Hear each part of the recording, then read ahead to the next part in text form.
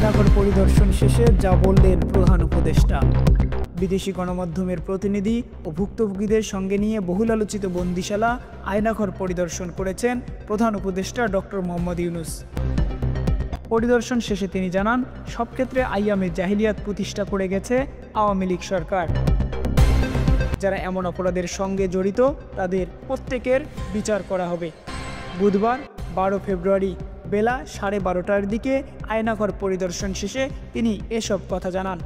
এ সময় প্রধান উপদেষ্টা বলেন, এই আয়নাঘরের নৃশংসতার কথা যত শুনি অবিশ্বাস্য লাগে। এটা কি আমাদের ওই জগৎ? এটা কি আমাদের সমাজ? যারা নিগৃহীত হয়েছে, যারা নৃশংসতার শিকার হয়েছে, তারাও আমাদের সঙ্গে আছে। তাদের মুখ থেকে শুনলাম কিভাবে এখানে নির্যাতন করা হয়েছে।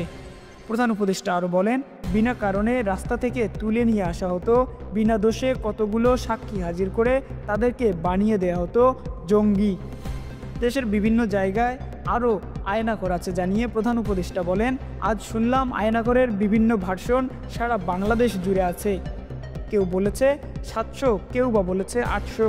এটির সংখ্যাও নিরূপণ করা যায় না। তিনি আরও বলেন, গত সরকার আইয়ামে জাহিলিয়াত প্রতিষ্ঠা করে গেছে, সব ক্ষেত্রে আয়নাঘর তার একটা নমুনা। কিভাবে একটি দেশকে সব দিক থেকে ধ্বংস করা যায়, একেবারে সামান্যতম যে মানবিক অধিকার সেটুক থেকেও বঞ্চিত রাখা হয়েছিল। আয়নাঘরের সন্ধান পাওয়া এসব স্থাপনা সিলগালা করা হবে বলে জানান প্রধান উপদেষ্টা। Desk report, Kurigram TV.